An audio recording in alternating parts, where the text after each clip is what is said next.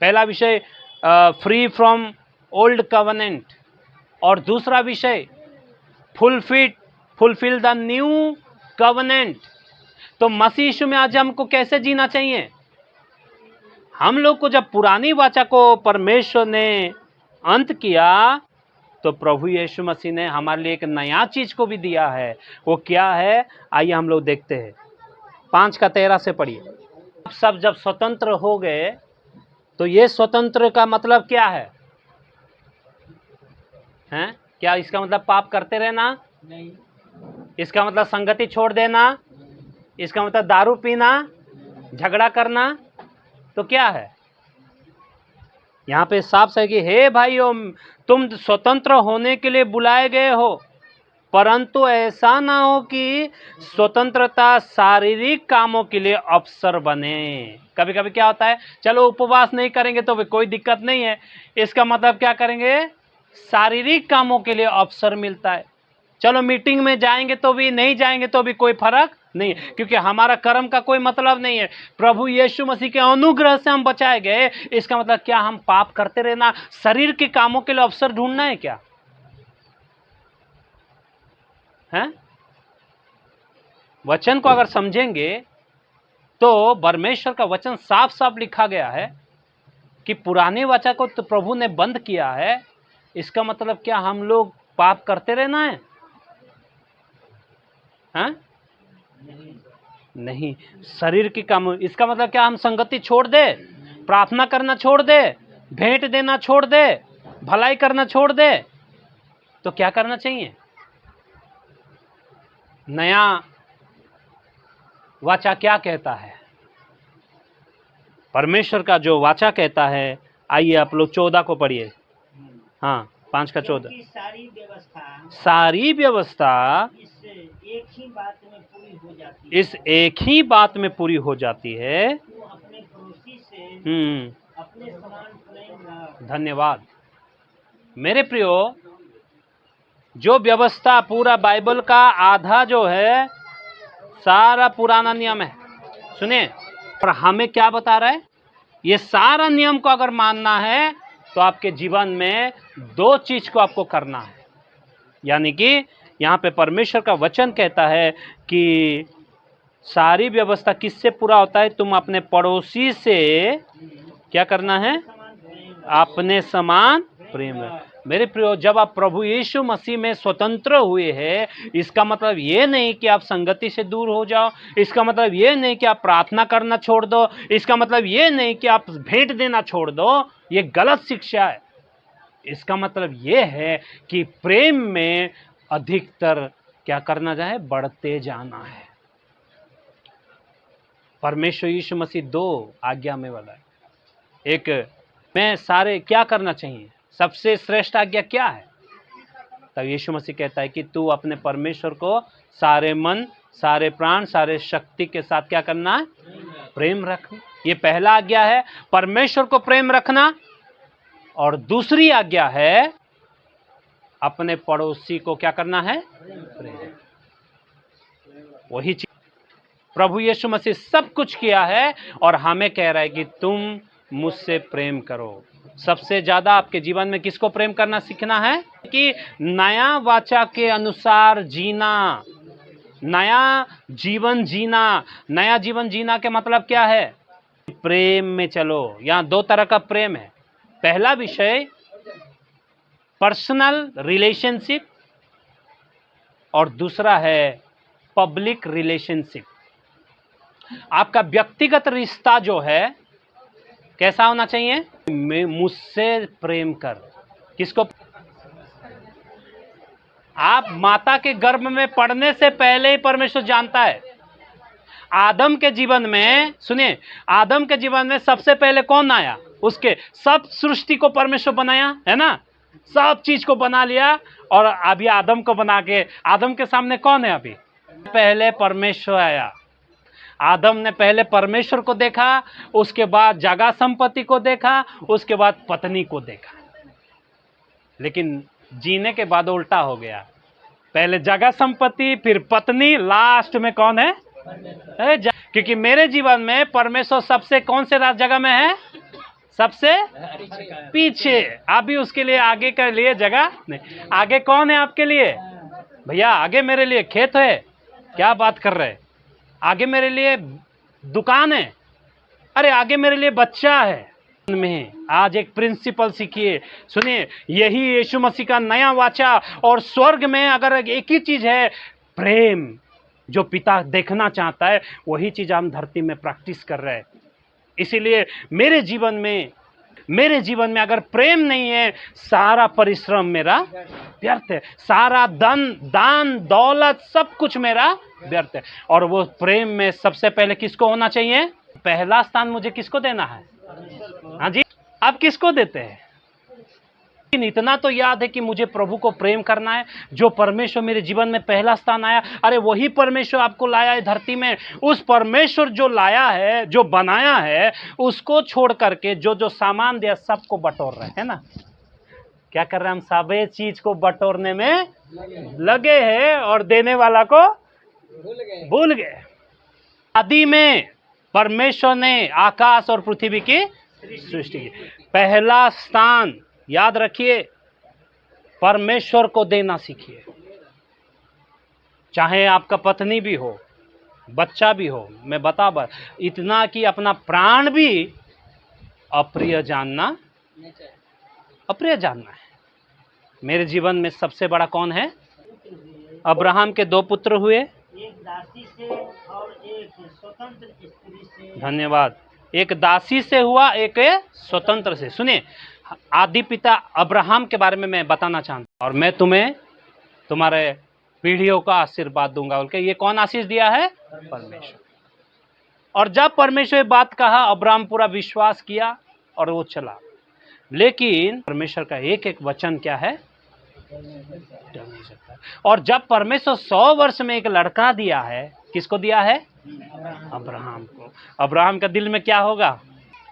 और देने वाला परमेश्वर को क्या अपने बेटे के प्रति प्रीति रख रहा है, परमेश्वर से ज्यादा अपने बेटे के प्रति प्रीति रख रहा है। तब प्रभु कहता है कि अब्राहम, तो अपना बेटा को बलि दे देना।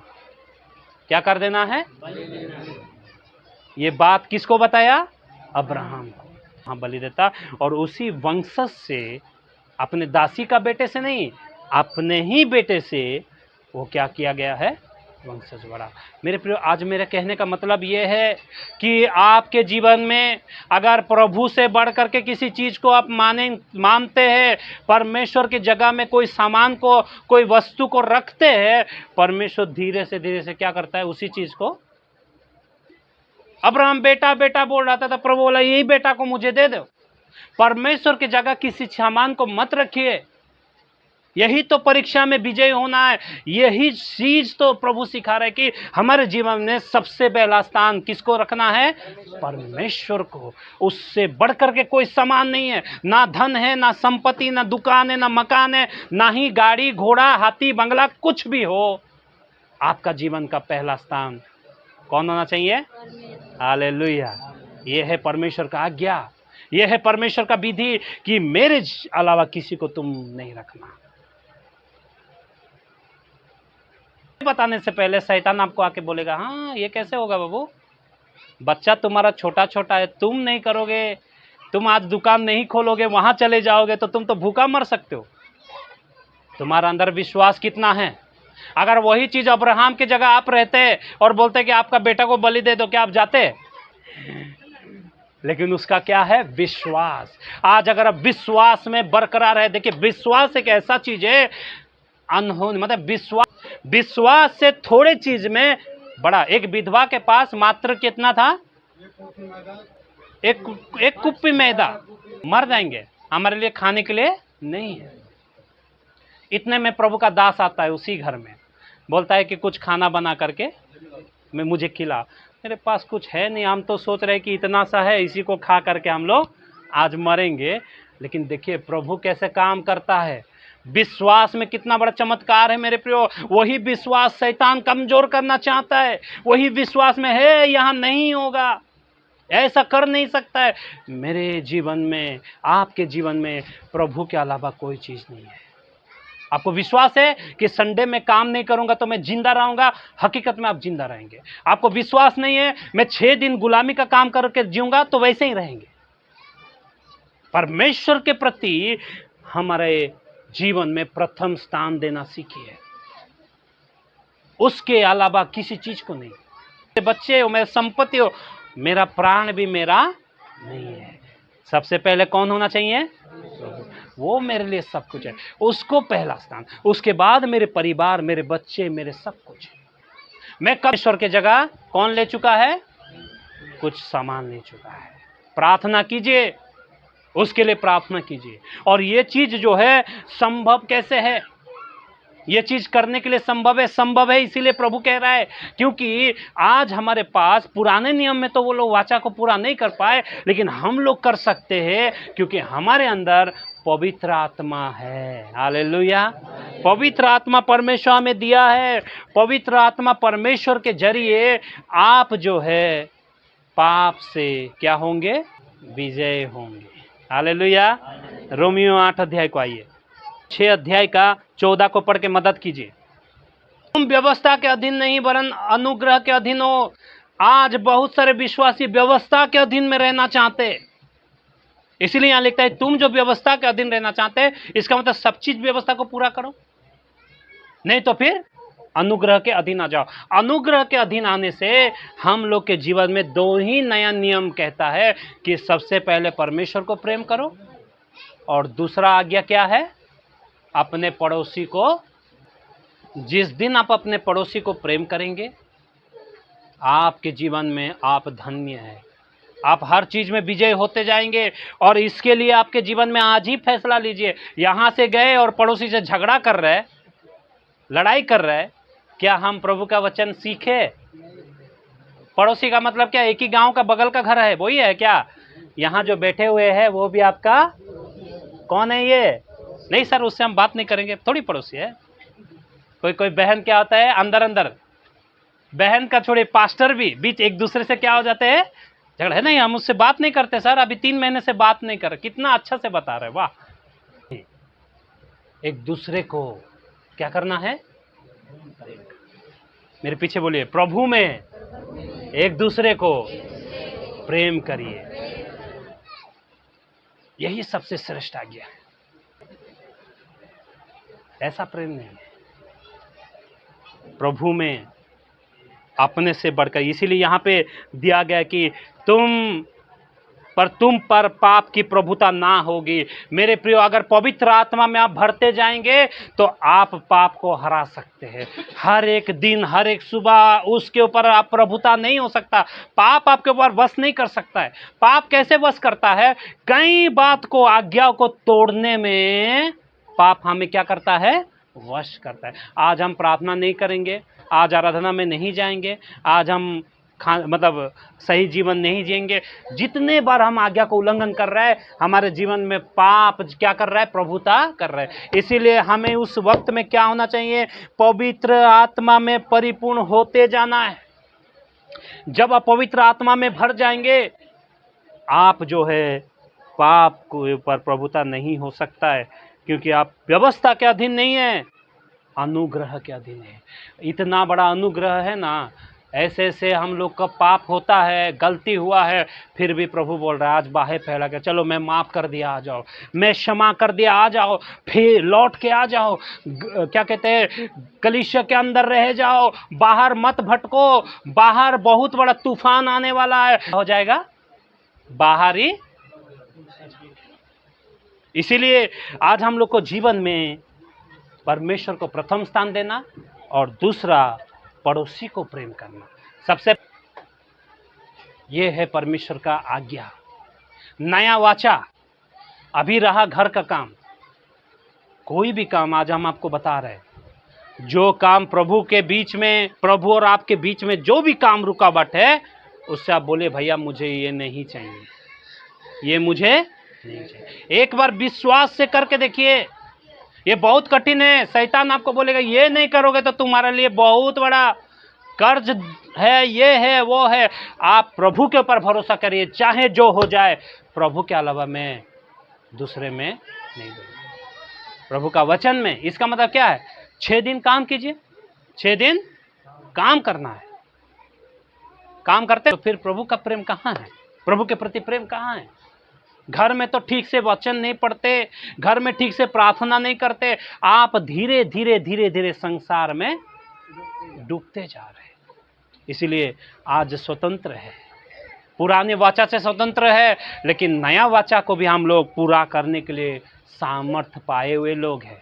पवित्र आत्मा हमें दिया गया है। आप जानते हैं प्रभु यीशु मसीह दुनिया में कैसे जिया था?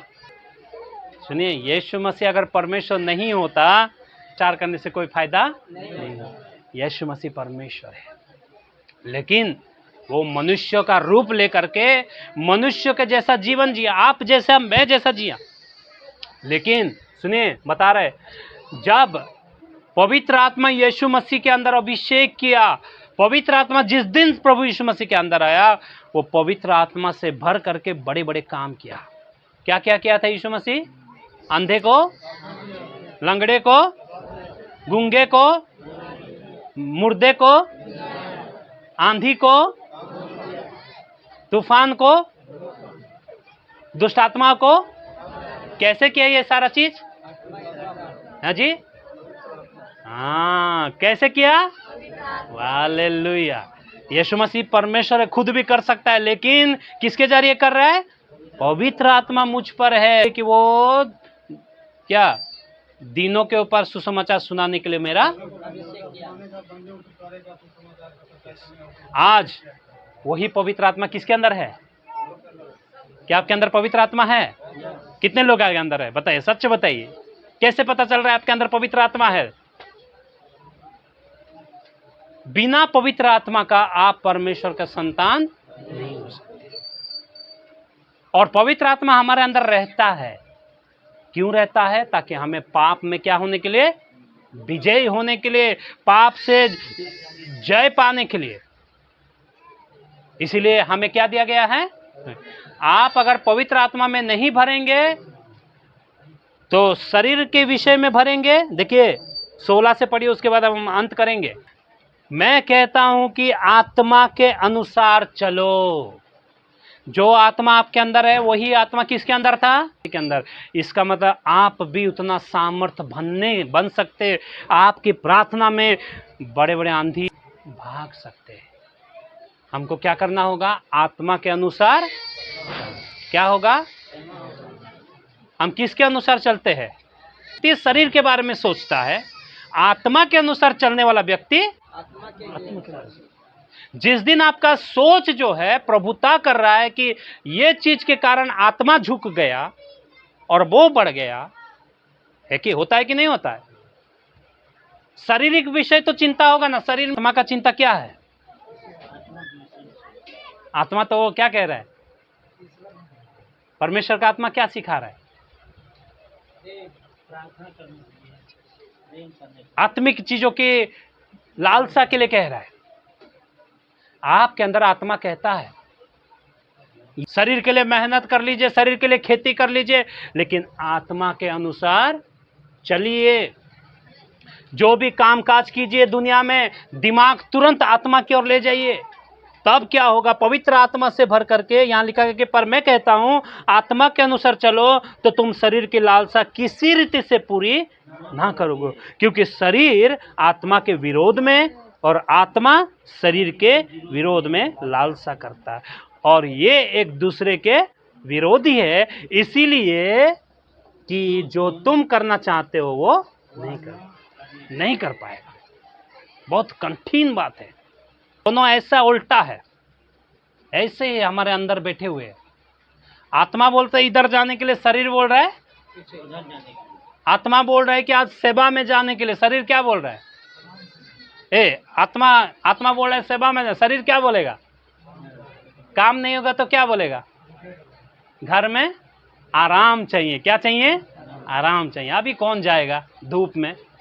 है कोई जरूरत नहीं है, बाद में चला जाएगा। अभी कौन प्रार्थना करेगा सुबह 3 बजे? नहीं, मुझसे तो नहीं होगा। सुबह 3 बजे उठ के प्रार्थना मेरे से होगा? ये शरीर बोल रहा है मेरे से होगा, मैं नहीं कर सकता। आत्मा बोले भाई कर लो। ये दोनों के बीच में क्या हो रहा है? दोनों में। तो कौन जीत रहा है? क्यों?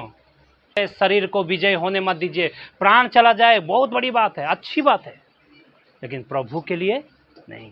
सुबह उठते समय जब नींद टूट रहा है, बोलो नींद नहीं आए, कोई दिक्कत नहीं, लेकिन आत्मा में मुझे चलना है। ये दोनों बैरी है। जिस समय आपको आत्मा रोक रहा है, मतलब शरीर रोक रहा है कहीं प्रार्थना में जाने में, प्रार्थना करने में, वचन पढ़ने में, आप समझ जाए कि शरीर का आपके अंदर ज़्यादा प्रभावी है। आपके जीवन में आपके अंदर आत्मा है लेकिन कोई काम का नहीं है, आप उसके लिए वक्त ही नहीं निकाल रहे। पवित्र आत्मा के लिए समय निकालो। इसलिए यहाँ के कि दोनों एक दूसरे के खिलाफ में है। ये स्वतंत्र हमें जो मिला है, क्या हम ऐसे ही पाप करते रहे? क्या पाप करने के लिए स्वतंत्रता मिला है? प्रभु कह रहे कि तुम फ्री होकर के मुझे प्रेम करो बोल के प्रभु दे रहा है। हम बोले नहीं प्रभु, हम ऐसे गुलामी में रहेंगे बोल के हम जाएंगे। पाप की मजदूरी मृत्यु है। आज हम लोग के जीवन में निर्णय लेना, जीवन का सबसे प्रथम स्थान किसको प्रेम करना है, और दूसरी आज्ञा किसको प्रेम करना है? अपने, बोलिए, अपने पड़ोसी को। अब्राहम को जो बताया गया कि बेटा को बलि दे दो, साधारण बात है, लेकिन वो क्या किया? प्रभु तेरी इच्छा। वो इतना बड़ा कदम लेने में पीछे नहीं हटा। आज हम लोग को प्रभु ने इतना सुंदर मौका देता है, हम कितने बार मौका ठुकराए। अब जानते हैं आपका जीवन में और थोड़े दिन ही बचा हुआ है। इस थोड़े जीवन को और कितना शरीर में समय दोगे? इसलिए पवित्र आत्मा जो हमारे अंदर अब्बा पिता कहता है, देखिए ना, उसको पढ़िए, उसके बाद हम खत्म करेंगे। गलातियों 4 अध्याय में देखिए, यहाँ से 7 तक पढ़िए। राकेश भाई पढ़िए। इसीलिए दोबारा दास के जैसा नहीं।